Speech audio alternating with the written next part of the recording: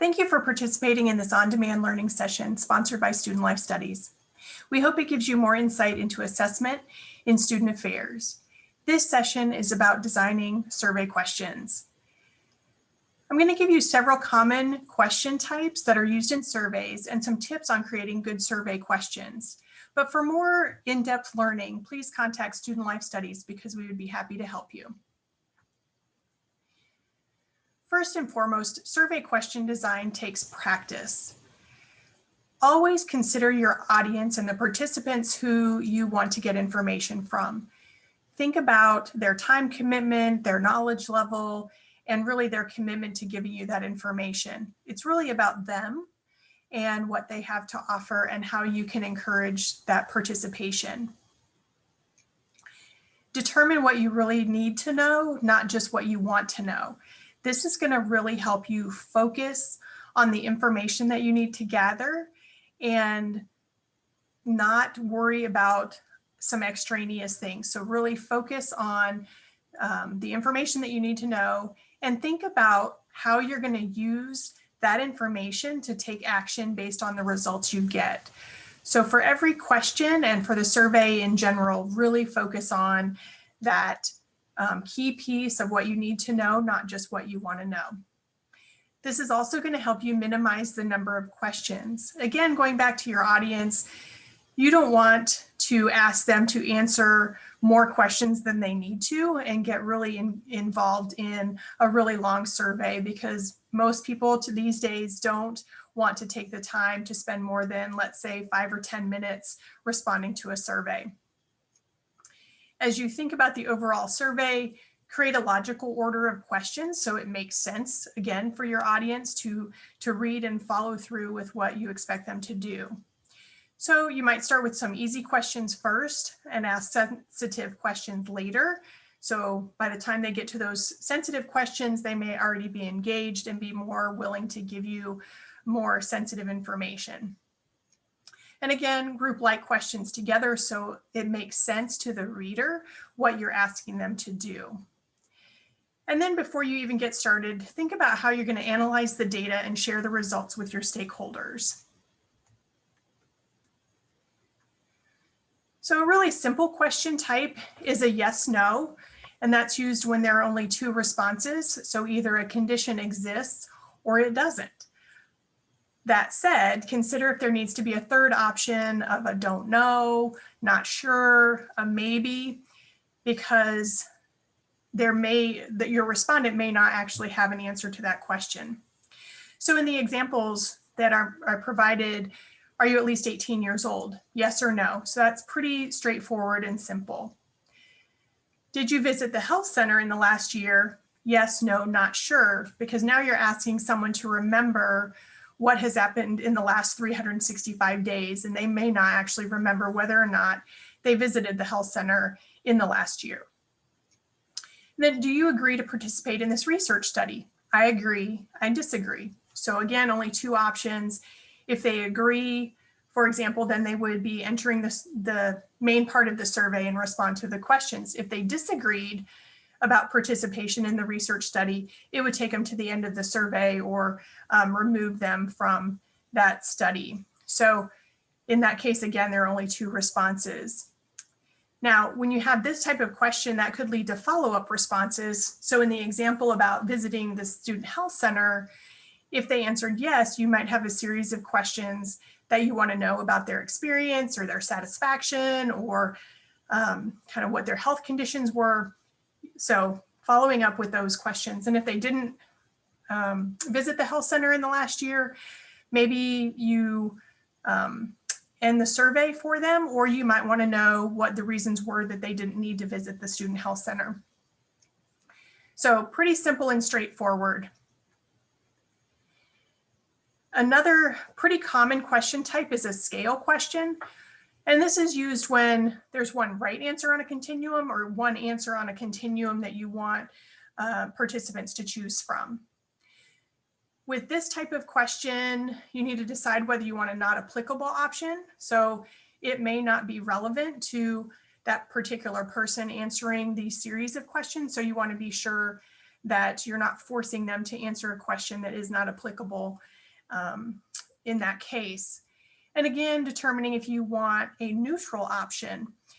So there's disagreement about whether neutral should be included or not. If you want people to get off the fence, then don't include a neutral option. But if you feel like neutral is a valid response, that people actually don't have an opinion about something, then you can always leave the neutral option in. We also get questions about how many response options should there be. You don't want too many, but you don't want too few. So typically we see 4 to 6 as being pretty typical of the number of options provided. You could have scales from strongly agree to strongly disagree, very satisfied to very dissatisfied, from excellent to poor, never to always. So this is a very flexible question type. And so you'll see in the examples, I would recommend this workshop to a friend. Strongly agree, agree, neutral, disagree, strongly disagree. So you can see 5-point scale. It's balanced so that you have a strongly agree and a strongly disagree, an agree and a disagree. If you, for example, left out the agree option, your scale would be unbalanced. So you want to be sure that you have a balanced scale if you're doing something like that.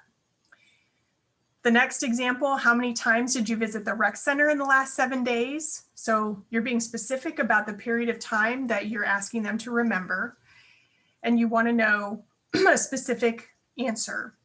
So it goes from 0 as an option to 1 to 2 times, 3 to 4 times, 5 to 6 times, and 7 or more times.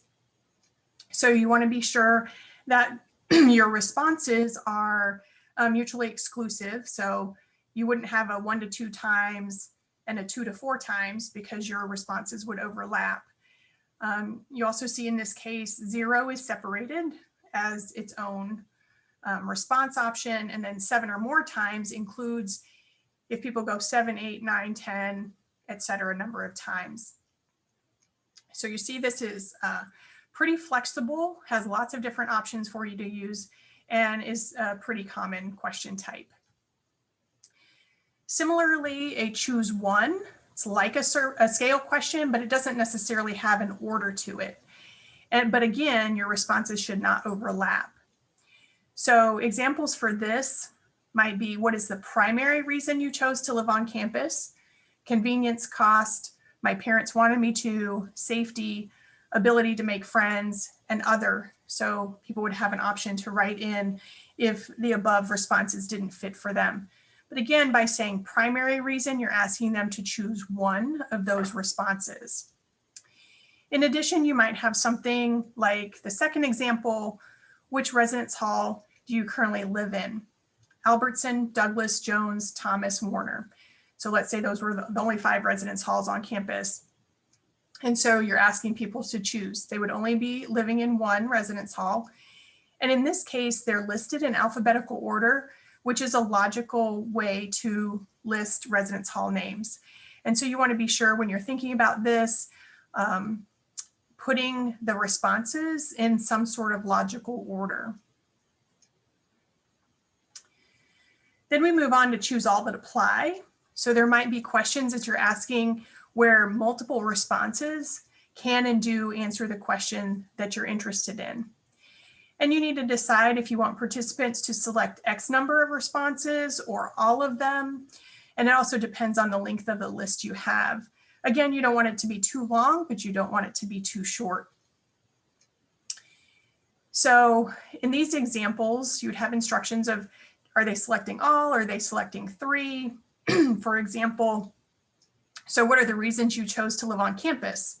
That sounds really similar to the previous slide, but this is saying what are the reasons versus what is the primary reason, but it has the same responses. So convenience, cost, my parents wanted me to, safety, ability to make friends, and other, where they could write in an option.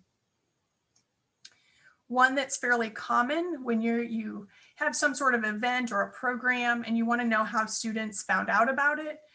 How did you hear about the program? Email, social media, newspaper, friends, other, with a blank. So it depends on where you have advertised. So you would make that list appropriate to what you had done. And this might tell you what is most useful and where you'd want to spend your time and energy advertising for a program. And then another example is which campus services have you used this semester? So again, you're limiting the time period to this semester. So asking people to think about just this current semester, and your responses might be academic support center, health center, rec center, counseling center, financial aid, career center. You might have others, but in this case, you might be interested only in these services for students. And they could choose the number that, any number of them that they had visited this semester. And in this case, you might have follow-up questions based on the number of services they used or particular services. So if they use the rec center, you might have some follow-up questions. But if they did not use the counseling center, then you wouldn't ask them follow-up questions about the counseling center. And then we have open-ended questions. So it's used when you want respondents to answer in their own words. And in this case, you very specifically want to be sure that the statement is phrased as an open-ended question, not as a closed-ended type of question where there could be a 1 or 2 word response. So for example, in this, what is the most important concept you learned from this workshop? You're wanting them to, in their own words, decide what was most important to them and explain it. And you would not phrase this as a, did you learn something from this workshop? Because that could be answered with a yes or no. So you want to be sure that when you're asking this question, it is encouraging people to use multiple words to respond to the question. Another common example, what suggestions would you make to improve your experience? And again, with open-ended questions, they're really good to get respondents' own words. You probably would not want to use this type of question so extensively that your respondents feel like they're writing an essay to respond to your question. So you might have a series of quantitative questions or scale questions where it's pretty easy for people to mark their answer. And then you might have 1 or 2 or 3 open-ended questions toward the end or interspersed with different sections of your survey. So some additional tips really to get you thinking about how to write good survey questions and really how to write an entire survey. You want to be sure that you have clear instructions at the beginning and for particular questions that might need it, or if you want to draw attention to something very specific that you're asking them about. You want to be sure to thank your respondents at the beginning and the end. If you're sending out an email, again, thank your respondents for responding to the questions as they click on the link, because it, once again, is about your audience. It's not always about you, but it's really thanking people for giving you the information that you're looking for and taking the time and thoughtful response to give you that feedback. It's incredibly important to have someone else proofread the survey for clarity, accuracy, and relevance. Some of the common things to look for is avoid using and or in individual questions, because that's really indicating that you're asking 2 questions or multiple questions within one question, which can be very confusing for your respondent. So you want to be sure that each question is asking one particular thing. Be clear and specific in your measurement. So are you asking about hours, days, and weeks? When you're asking, if you're thinking about a week, are you thinking about the 5-day work week? Are you thinking about in the last 7 days? Are you thinking about in a typical week? How many hours do students sleep or something like that? So you want to be very clear and specific in that measurement. If you're asking about events, do so chronologically, because that is easier for people to remember and recall information when you're asking about an event where there was a beginning, a middle, and an end, for example. And as you think through your questions, avoid bias in those questions. Now, we're all going to come at every situation in life with our own biases and thoughts and preconceived notions, but be sure that you have someone else who is proofreading that to think about the interpretation. Are you leading your respondents to a particular answer? Are you leaving things out for, unconsciously? So you want to be sure that you're being sure that your questions are fair and clear. And then I would say pilot the survey with people who are similar to your audience, but maybe not the people who you're actually going to send it to, because then they can also give you feedback about jargon, about the amount of time it took for them to take the survey, any confusion that they had, things like that. So be sure to pilot that survey before you send it out to your audience. Thank you for participating in the Student Life Studies On Demand Learning Series. If you have any questions, please email us at sls@tamu.edu, call us at 979-862-5624, or come by 222 John J. Coldis Building. You can also access more resources through our website, studentlifestudies.tamu.edu. We'd be happy to help.